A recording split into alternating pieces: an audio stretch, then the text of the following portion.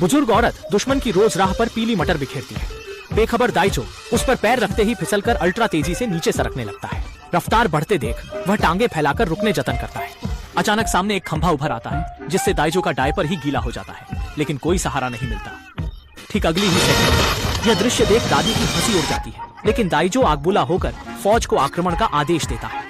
घरेलू गद्दार हमले की तैयारी में जुटते फिर पीली मटर पर फिसल जाता है। वो नीचे गिरकर अगले सेकंड में ठिठक कर तेजी से दाइजो की ओर दौड़ता है। चूर गुस्से में दाइजो पीछे ध्यान नहीं देता। ज्यों ही घरेलू गद्दार तेज आता है वह लात से दाइजो को नीचे ढकेलता है, जो पेची पर गिरता है। अचानक हलचल में पेची का डायपर भीगता और वह सिर पकड़कर भाग जाता। वो उसे नीचे फेंकने की कोशिश करता है, लेकिन दाइजो और कसकर सवार हो जाता है। बायोनेट लहराते हुए ठोकरों का लुत्फ लेता रहता है। अगली ही सेकंड पेची सुअर खाने में घुस जाती है और जब दाइजो वहां से निकलता है ऐसा लगता था जैसे सुअरों ने उसे चारों ओर से घेर रखा हो।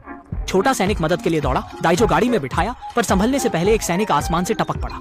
दाइजो सीधे हैंडल पर गिरकर उछलकर बाहर भी जा गिरता है। छोटी कार्ला देख पाती तब तक बहुत देर हो चुकी थी। इसी बीच वह अचानक कोयला भट्टी में समा जाता है। गिरने की धमक सुन फौजी जंग समझ बैठते हैं।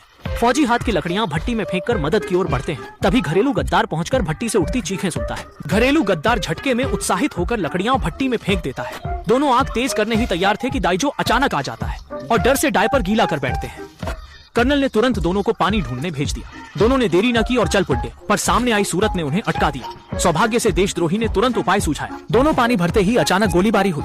देशद्रोही हड़बड़ाकर छोटे जापानी सैनिक की पैंट फाड़ बैठा। जब उसकी लाज फूटी उसने तुरंत एक लाल कपड़ा से ढांक दिया, पर इससे बूढ़ा पीला बैल भड़क उठा और बिजली सी रफ्तार से छोटे जापानी सैनिक पर टकराया। सौभाग्य से सैनिक ने तेजी से बचते हुए कई बार छलांग लगाई और तुरंत लाल कपड़ा हवा में उछाल दिया। अचानक कपड़ा सीधे उसके सिर पर गिरा। क्षण भर में बूढ़ा पीला बैल छोटे जापानी सैनिक पर टूटकर उसे नदी में धकेल दिया।